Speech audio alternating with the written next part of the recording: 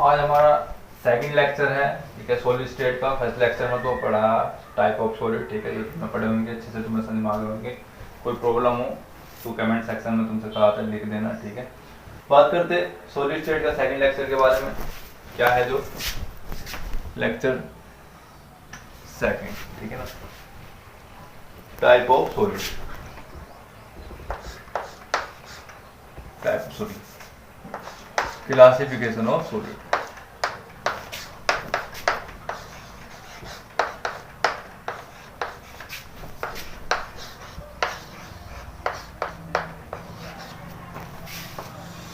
देखो यदि सॉलिड की क्लासिफिकेशन की बात करें तो सॉलिड का क्लासिफिकेशन कितने पार्ट में डिवाइड है? सॉलिड 4 पार्ट में डिवाइड है।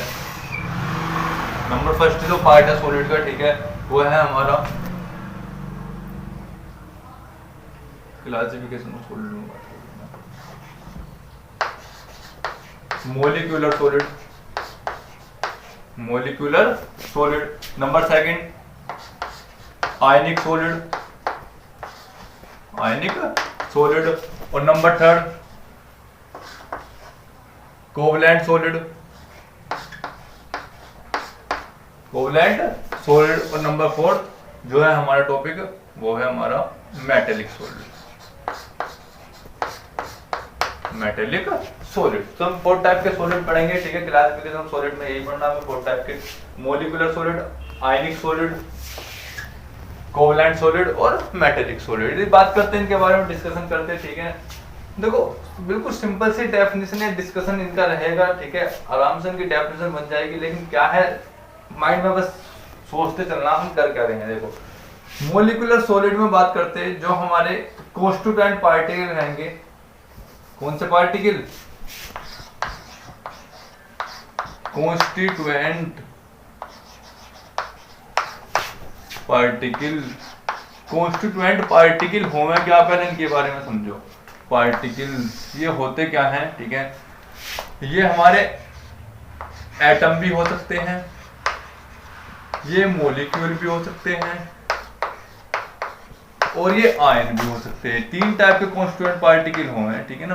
तो कॉन्स्टिट्यूएंट पार्टिकल के बारे में समझते चले जाओ क्या है। कॉन्स्टिट्यूएंट पार्टिकल हमारे एटम भी हो सकते हैं, मॉलिक्यूल भी हो सकते हैं और क्या हो सकते हैं, आयन भी हो सकते हैं। कॉन्स्टिट्यूएंट पार्टिकल, ठीक है, मतलब कॉन्स्टिट्यूएंट पार्टिकल क्या है? जब कोई सॉलिड जिन पार्टिकल से मिलकर बना है वो उसके क्या है, कॉन्स्टिट्यूएंट पार्टिकल है। वे क्या हो सकते हैं, एटम, मॉलिक्यूल और आयन, ठीक है। इसी के बेस पे हम क्लासिफिकेशन ऑफ सॉलिड करेंगे, ठीक है, समझते चले जाओ। यदि वे कॉन्स्टिट्यूएंट पार्टिकल हमारे मॉलिक्यूल हैं, क्या है, मॉलिक्यूल, तो हमारा जो सॉलिड है वो कौन सा सॉलिड आएगा, मॉलिक्यूलर सॉलिड। तो बिल्कुल सिंपल सी बात है, when the constituent particle are the molecule are known as molecular solid, are known as molecular solid. बात समझ में आ गई। यदि वे कॉन्स्टिट्यूएंट पार्टिकल हमारे आयन है, क्या है, आयन है, तो हमारा कौन सा सॉलिड हो जाएगा, आयनिक सॉलिड। तो those solid in which the constituent particle are ion known as ionic solid. अब जैसा हमने मॉलिक्यूल है तो मॉलिक्यूलर सॉलिड, आयन है तो आयनिक सॉलिड। सर जी एग्जांपल क्या होने चाहिए इसके? देखो एग्जांपल की बात करते हैं। मॉलिक्यूलर सॉलिड में एग्जांपल की बात करें तो हमारा देखो वाटर किससे मिल गया बचा, बना थोड़े थोड़े वाटर के, जो आइस है, ठीक है, वाटर कौन सी फॉर्म, आइस, देख लो सॉलिड है और किससे मिलकर बना, वो छोटे छोटे मॉलिक्यूल से मिलकर बना। और कौन एग्जांपल हो सकता है इसका, CCl4, CCl4, CO2, ये किसके अंदर है, मॉलिक्यूलर सॉलिड के। इसके अंदर ये मॉलिक्यूलर सॉलिड के 3 पार्ट है, उन्हें हम क्लासिफाइड करेंगे तो बात समझ में आ जाएगा कौन कौन से इसके एग्जांपल और हो सकते हैं, ठीक है। आयनिक सॉलिड के एग्जांपल की बात करें तो इसके NaCl, देखा होगा तुमने, Na पॉजिटिव और Cl नेगेटिव, आयन से मिलकर बना है, सॉलिड है, नमक है, सोल्ट, ठीक है। नंबर MgO, और एग्जांपल कौन हो सकता है, ZnS, जिंक सल्फाइड। ये काफी सारे एग्जांपल जिनमें आयन क्रिएट हो जाए उन्हें आयनिक सॉलिड बोल लेंगे, लेकिन कौन सी फॉर्म में होनी चाहिए, सॉलिड फॉर्म में। कोवलेंट सॉलिड की बात करें, कोवलेंट में कोवलेंट बॉन्ड प्रेजेंट हो, ठीक है, या कोवलेंट मॉलिक्यूल, इनमें जो रहेंगे, बात करें कॉन्स्टिट्यूएंट पार्टिकल की, वो रहेंगे हमारे एटम। कॉन्स्टिट्यूएंट पार्टिकल क्या रहेंगे, हमारे एटम। एटम जैसा एग्जांपल की बात करें इसमें, ठीक है, एग्जांपल कौन आएगा, ग्रेफाइट, कार्बन की फॉर्म हो गई ग्रेफाइट, ऐसे कार्बन की फॉर्म है डायमंड, क्या हुआ है डायमंड। अगली बात करें ऐसे कार्बन, इसकी मतलब इसको और एग्जांपल है सिलिकॉन कार्बाइड, एल्यूमिनियम नाइट्राइड, ये से एग्जांपल है 4। बात करनी है हमें कोवलेंट के बारे में। कोवलेंट क्या है हमारा, कोवलेंट सॉलिड ऐसे सॉलिड है जिनमें कॉन्स्टिट्यूएंट पार्टिकल क्या हमारे एटम है। एग्जांपल कार्बन ग्रेफाइट, मतलब ग्रेफाइट एक फॉर्म है कार्बन की, ठीक है। एलोट्रोप्स बोल रहे हैं कार्बन के, कार्बन का एलोट्रोप्स है ग्रेफाइट है, दूसरा एलोट्रोप्स क्या हमारा डायमंड, ठीक है। और कार्बन सिलिकॉन कार्बाइड, ठीक है, और एल्यूमिनियम नाइट्राइड, ये किसके एग्जांपल है हमारे कोवलेंट सॉलिड के। इन्हें कोवलेंट सॉलिड का दूसरा नाम नेटवर्क सॉलिड भी है। नेटवर्क सॉलिड क्यों कहे, इनका कहने का रीजन क्या है, नेटवर्क सॉलिड क्यों कहा जा रहा है, ठीक है। रीजन समझो इसका नेटवर्क सॉलिड, क्योंकि जो हमारे कोवलेंट सॉलिड है, चाहे वो ग्रेफाइट हो चाहे डायमंड हो, इनकी स्ट्रक्चर देखना हमेशा नेटवर्क की फॉर्म में मिला है। कॉम्प्लेक्स स्ट्रक्चर है इनकी, तुम्हें 10th क्लास में बनाई हुई होगी सीबीएसई बोर्ड वाले बच्चों ने, तो ग्रेफाइट की भी और डायमंड, क्योंकि इनकी स्ट्रक्चर नेटवर्क होने की वजह से कोवलेंट सॉलिड को नेटवर्क सॉलिड भी कहा जाता है। मेटेलिक सॉलिड में जो रहेंगे कांस्टेंट पार्टिकल जो रहेंगे वो हमारे मेटल रहेगी, खुद क्या रहेगी मेटल, ठीक है। वो मेटल से मिलकर बना है। बात करें मेटल के बारे में, जो मेटल है, जितने भी मेटल हैं उनमें सब में करंट का फ्लो हो जाए इजीली। तुमने देखा होगा करंट का फ्लो इजीली किस में हुआ, मेटल के अंदर हुआ है। वायर के अंदर क्या है, मेटल्स है, मेटल में करंट का फ्लो हो रहा है, कॉपर की है, आयरन की है, ठीक है। और जो मोस्टली करंट फ्लो हुआ है, जो ज्यादा तेजी से करंट फ्लो होने वाली मेटल है वो है सिल्वर। सिल्वर में बहुत फास्टली, सिल्वर की कंडक्टिविटी बहुत हाई है, जिसकी वजह से उसमें करंट इजीली फ्लो हो जाए। इजीली तो सब में होता है, लेकिन बहुत जो तेजी से होगा फास्टली क्विकली, ठीक है, वो किसमें होगा हमारी सिल्वर मेटल में, ठीक है ना। तो मेटल क्या हुआ है, क्यों हुआ है मेटल में करंट का फ्लो, रीजन समझो। देखो जो हमारे वायर है ये मेटल की बनी हुई है, ठीक है। इसमें क्यों करंट का फ्लो हो रहा है, क्योंकि इसके अंदर क्या भरे हुए हैं, छोटे छोटे फ्री इलेक्ट्रॉन भरे हुए हैं। और फ्री इलेक्ट्रॉन क्या करते हैं, जब हम इनमें करंट अप्लाई करेंगे तो फ्री इलेक्ट्रॉन आपस में टक्कर मारेंगे, और टक्कर मारने की वजह से आपस में टक्कर के एक जगह दूसरी जगह ट्रांसफर होंगे, जिसकी वजह से क्या होगा, फ्लो ऑफ करंट होगा। तो फ्लो ऑफ करंट क्या है, फ्लो ऑफ इलेक्ट्रॉन ही तो है। और इलेक्ट्रॉन कौन से, फ्री इलेक्ट्रॉन, जो फ्री इलेक्ट्रॉन है वही फ्लो हो सकते हैं, और जो बंधा हुआ है इलेक्ट्रॉन वो फ्लो नहीं करेगा। तो मेटल के अंदर क्या पाए जाएंगे, तो मेटल के चारों ओर इलेक्ट्रॉन का क्लाउड है। इसका क्लाउड रहेगा, क्लाउड ऑफ इलेक्ट्रॉन। इसके अंदर पाया जाए, मेटल के अंदर फ्री इलेक्ट्रॉन का क्लाउड पाया जाए, जिसकी वजह से flow of electron flow of current हो जाएगा। तो मेटेलिक सॉलिड क्या है, metallic solid those solid in which metal are surrounded by cloud of electron, in which flow of electricity take place easily because it present free electron. बात समझ में आई ना। देखो एक चीज और बता तुम्हें, ये हमारे डायमंड है, सिलिकॉन कार्बाइड है, एल्यूमिनियम नाइट्राइड है, इनमें करंट का फ्लो नहीं होता। ये इंसुलेटर है, ये क्या है हमारे इंसुलेटर। लेकिन जो ग्रेफाइट है ये क्या है, कंडक्टर है। रीजन क्या है, ये इंसुलेटर है और ये कंडक्टर। इसका रीजन क्या है, जो ग्रेफाइट है इसकी जब हम स्ट्रक्चर देखें तो इसके पास 1 कार्बन एटम के पास 1 फ्री इलेक्ट्रॉन प्रेजेंट हुआ। इसकी स्ट्रक्चर कैसे रहा, कॉम्प्लेक्स, तो काफी सारे कार्बन है वहां, और काफी सारे क्या हो जाएंगे, फ्री इलेक्ट्रॉन हो जाएंगे, जिसकी वजह से ग्रेफाइट में भी करंट का फ्लो हो सकता है। क्यों, क्योंकि इसके पास भी क्या पाया जाए, फ्री इलेक्ट्रॉन। इनके पास नहीं पाया जाता। क्वेश्चन आ लगे कि in allotropic form of diamond does not flow of current take place, but in allotropic form of carbon is graphite in which flow of current take place. Why? तो हम बिल्कुल simple से आंसर लिख देंगे। Simple का answer क्या होगा हमारा, कि जो डायमंड है उसमें करंट का फ्लो नहीं होता, क्योंकि इसके पास फ्री इलेक्ट्रॉन नहीं है, और ग्रेफाइट में हो जाएगा क्योंकि इसके पास क्या है, फ्री इलेक्ट्रॉन्स है। पास में बात होगी तुम्हें, ठीक है। इसके एग्जांपल की बात करें, मेटलिक सॉलिड के जितने मेटल है,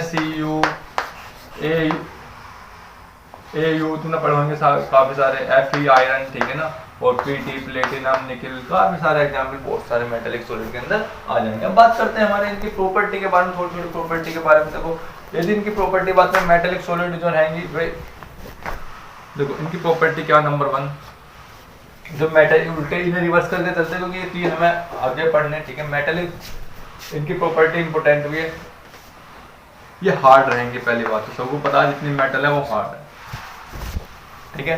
दूसरी बात, ये कंडक्टर रहेंगे, कंडक्टर ऑफ इलेक्ट्रिसिटी। क्या रहेंगे, कंडक्टर ऑफ इलेक्ट्रिसिटी। मतलब इनमें क्या हो जाएगा, करंट का फ्लो हो जाएगा इजीली। तो ये क्या है हमारे कंडक्टर, किसके हैं, इलेक्ट्रिसिटी के, इनके पास काफी इलेक्ट्रॉन की बात करें। नंबर 3 जितनी भी मेटल हैं ये डक्टाइल रहेंगे, डक्टाइल समझो, जिन्हें हम किसी चीज में जिन्हें थिन वायर में हम चेंज कर सकते हैं, डक्टाइल, ठीक है। मेलेबल रहेंगे, मेलेबल, ठीक है, इन्हें मेलेबल, इन्हें मेल्ट किया जा सकता है आराम से, मेलेबल है, ठीक है। और तुम्हारे क्या है ये डक्टाइल है, मेलेबल है, ये इस चीज से ये चीज ध्यान करने वाली बात तुम्हें, ठीक है। जबकि बात करेंगे इनके बारे में, देखो ये भी हार्ड ही रहेंगे लेकिन ये वेरी हार्ड रहेंगे, इस चीज का ध्यान कर लेना, ये बहुत हार्ड रहने वाले, ये हार्ड रहेंगे। दूसरी बात ये इंसुलेटर रहेंगे, इंसुलेटर में जिसमें करंट का फ्लो नहीं होता, इंसुलेटर। एक्सेप्ट किसे छोड़कर बताओ, ग्रेफाइट, एक्सेप्ट ग्रेफाइट, ये चीज ध्यान करने वाली बात है, बात समझ में आ गई तुम्हें, ठीक है। इसकी यदि हम बात करें प्रॉपर्टी के बारे में, तो प्रॉपर्टीज की जो प्रॉपर्टी है देखो क्या है, जो मेन प्रॉपर्टी है जो बहुत ही इंपॉर्टेंट, इस पर क्वेश्चन आता ही आता है, इसकी प्रॉपर्टी पे क्वेश्चन बहुत ज्यादा पूछा गया, ठीक है, इसे रिपीट भी है कई बार। जो इसकी मेल्टन स्टेट है, या लिक्विड, मेल्टन तो लिक्विड तो बनने वाला ना क्योंकि सॉलिड है, तो मेल्टन स्टेट जो आएगी इसकी, ठीक है, उसमें करंट का फ्लो हो जाएगा, और जो सॉलिड स्टेट है उसमें करंट का फ्लो नहीं होता। तुम देखोगे जो हमारा सोल्ट है, नमक, सबको पता NaCl क्या है, कॉमन सोल्ट है हमारा, ठीक है, ये सॉलिड फॉर्म में रखा हुआ हमारे पास, हमें तो कितने वायर ऐड करना है, इसमें करंट का फ्लो होने वाला नहीं है। इसका मतलब क्या है, ये जो हमारे आयनिक सॉलिड है इनमें सॉलिड फॉर्म में करंट का फ्लो नहीं होता, लेकिन हम इन्हें यदि वाटर में ऐड कर दें, इन्हें हम कौन सी फेस में ले आए, इन्हें मोल्टन फेस में ले आए, ठीक है ना, इन्हें मोल्टन या एक्वस फेस में ले आए, तो क्या होगा इनमें, यदि हम इन्हें करंट का फ्लो कर दें तो करंट का फ्लो इजीली हो जाएगा, क्योंकि इनमें आयन, जब हम वाटर में ऐड कर देंगे तो इनमें क्या बन जाएंगे, आयनों में ब्रेक हो जाएगा, Na पॉजिटिव और Cl नेगेटिव, जिसकी वजह से क्या हो जाएगा, फ्लो ऑफ करंट हो जाएगा। तो हम कह सकते हैं इसमें जो मेन प्रॉपर्टी है, ठीक है, पहली बात तो ये हार्ड तो रहेंगे, NaCl हार्ड है, ठीक है ना। दूसरी बात they flow electricity in molten state, कौन सी स्टेट में, मोल्टन स्टेट में करंट इलेक्ट्रिसिटी का फ्लो करेंगे, ठीक है। कौन सी स्टेट में करना है, सॉलिड स्टेट में। मोल्टन स्टेट में क्यों करेंगे, तो बात समझ में, मोल्टन स्टेट में क्या रहा है इनके पास, ये आयन में ब्रेक हो जाएंगे, जिसकी वजह से फ्लो इनके पास करेंगे, मूवेबल आयन रहेंगे, जिससे आराम से जो आयन है वो मूव कर जाएगा, लेकिन सॉलिड फॉर्म में मूवेबल आयन नहीं। बात समझ में आ गई, सिंपल सी बात। ये सबसे लास्ट में क्यों डिस्कस कर रहे हैं, इसके बारे में समझो क्यों लास्ट में डिस्कस कर रहा है, क्योंकि मोलिकुलर सॉलिड के तुम्हारे एनसीईआरटी में 3 टाइप और दे रखे, 3 टाइप कौन से, ये अगेन क्लासिफाइड कर रखा एनसीईआरटी में, इसलिए पहले इन्हें डिस्कस करेंगे, ठीक है ना, उसके बारे में बाद में बात करते हैं, ठीक है। देखो कैसे कैसे यदि बात करते हैं इसमें, ठीक है, सबसे पहले कौन सा हमारा आयनिक सॉलिड, कौन सा सॉलिड है, आयनिक मोलिकुलर सॉलिड, पूरा नाम पड़ेगा ionic molecular solid, non ionic molecular solid, non ionic molecular solid, क्योंकि मोलिकुलर सॉलिड के तो टाइप से, तो इनके नाम पे बेस बनेंगे। नंबर 3 हाइड्रोजन बॉन्डेड, नंबर 3 कौन सा हमारा, हाइड्रोजन बॉन्डेड मोलिकुलर सॉलिड। तो हमारे 3 टाइप हो गए, ionic solid, non bonded, sorry आयनिक,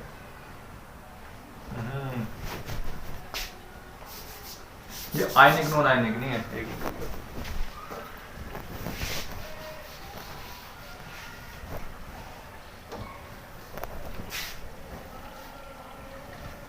देखो मोलिकुलर सॉलिड हम फिर से अगेन 3 पार्ट में डिवाइड करेंगे। 3 पार्ट में कौन कौन से हम डिवाइड करेंगे, सबसे पहला पार्ट जो हमारा वो है आयनिक नहीं sorry polar molecular solid, number 2 non polar molecular solid, और नंबर 3 कौन सा, हाइड्रोजन बॉन्डेड मोलिकुलर सॉलिड। समझो इनके बारे में कैसा, पोलर नॉन पोलर कैसे। देखो पोलर का मतलब क्या है, पोलर का मतलब तुम फिजिक्स में पढ़ के आ रहे होगे, डाइपोल मूवमेंट, डाइपोल मूवमेंट है डाइपोल के बारे में। डाइपोल है क्या, डाइपोल क्या है, जिसके 2 पोल हों, 2 पोल माने एक पॉजिटिव और एक नेगेटिव, ठीक है, जिसका तुम फॉर्मूला पढ़ रहे हो P = Q/2L, फिजिक्स में आ रहा है तुम्हारे डिस्कस। तो हम पोलर यहाँ भी यही बात करेंगे, पोलर मान जिसमें पोल बन रहे हो, 2 पोल, एक पॉजिटिव और एक नेगेटिव। तो polar molecular solid, polar molecular solid, पूरा नाम देखो पोलर मोलिकुलर सॉलिड। तो ये कैसा भी डिफाइन करेंगे पोलर मोलिकुलर सॉलिड को, ठीक है। तो polar molecular solid are those solid in which molecule bounded by, ठीक है, आपस में जो जुड़े रहेंगे वो किसके द्वारा जुड़े रहेंगे, डाइपोल इंटरैक्शन के द्वारा जुड़े रहेंगे, डाइपोल इंटरैक्शन। मतलब डाइपोल इंटरैक्शन का, जब एक डाइपोल, तो ये रहा हमारे पास पॉजिटिव नेगेटिव, दूसरा मॉलिक्यूल यहाँ आ गया तो इसके पास भी पॉजिटिव नेगेटिव रहेंगे, तो पॉजिटिव नेगेटिव ये कैसे इनके बीच में इंटरेक्शन रहा होगा, इसका पॉजिटिव इसका नेगेटिव, तो इसे बोलना है डाइपोल इंटरेक्शन, ठीक है। तो ये जो पोलर मोलिकुलर सॉलिड है इसके द्वारा जुड़े हुए डाइपोल इंटरेक्शन। इसके एग्जांपल की बात करें, ठीक है, वो कौन है, SO2, HCl, ETC, और काफी सारे एग्जांपल हो सकते हैं इसमें, ठीक है। नॉन पोलर की बात करें, non polar molecular solid, solid में मोलिक्यूल रहेंगे, ध्यान कर लेना, रहेंगे मोलिक्यूल ही, लेकिन मोलिक्यूल जो बाउंडेड रहेंगे वो किसके थ्रू रहेंगे, वो डाइपोल इंटरेक्शन है तो पोलर है। लेकिन जो हमारा एक है डिस्पर्स फेस या डिस्पर्स फोर्स,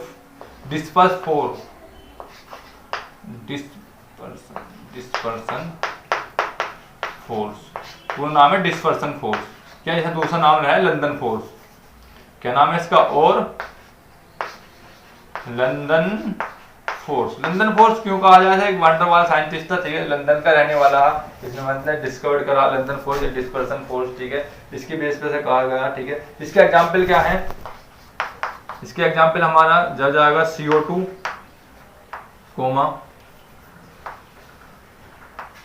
आर्गन, CCl4, इसके एग्जांपल, ठीक है ना। बात करते हैं दोबारा समझ लो नॉन पोलर को। नॉन पोलर में जो मॉलिक्यूल है वो आपस में बाउंडेड किसके द्वारा, डिस्पर्सन फोर्स या लंदन फोर्स। तो डेफिनेशन क्या बनेगी, non polar molecular solid are those solid in which molecule are bounded by dispersion force. समझ में आ गई बात। Non polar molecular solid are those solid in which molecules are bounded by, किसके द्वारा बाउंडेड है, डिस्पर्सन फोर्स या London. बात समझ में आ गई, एग्जांपल क्लियर है। अब हाइड्रोजन बॉन्ड क्या है, हाइड्रोजन बॉन्ड की स्पेसिबिलिटी है, मतलब स्पेसिबिलिटी क्या है, हाइड्रोजन जो बॉन्ड बना हुआ है वो हमेशा या तो फ्लोरीन के साथ या ऑक्सीजन के साथ या नेगेटिव के साथ, हमेशा ध्यान रखना फोन, FON। हाइड्रोजन हमारी जो पीरियोडिक टेबल है उसका सबसे छोटा एलिमेंट है और उसे आदत है फोन से चिपकने की, वो फोन से उसका बहुत लगाव है, FON। ये तीन एलिमेंट है, इनके साथ ही हाइड्रोजन बॉन्ड बनाएगा और इसके साथ कोई भी बॉन्डिंग, मतलब हाइड्रोजन बॉन्ड ये नहीं बनाएगा और किसी एलिमेंट के साथ। तो हाइड्रोजन बॉन्ड की बात करें तो हाइड्रोजन बॉन्ड किसमें बन सकता है, इसके एग्जांपल की बात करें, ठीक है, वो HF हो सकता है। देखो H के साथ कौन आ गया, F आ गया, फ्लोरीन, ठीक है, H2O आ गया। तो ये जो एग्जांपल है कि क्योंकि हाइड्रोजन के साथ कौन आ गया, ऑक्सीजन आ गया, तो हाइड्रोजन बॉन्ड का फॉर्मेशन हो सकता है। तो ये जो एग्जांपल है हमारे किसके हैं, मोलिकुलर सॉलिड के। तो हाइड्रोजन बॉन्डेड मोलिकुलर सॉलिड की डेफिनेशन क्या बनेगी, ठीक है, दो मोलिक्यूल, ऐसे कह सकते हैं, those molecular solid in which molecule are bounded by hydrogen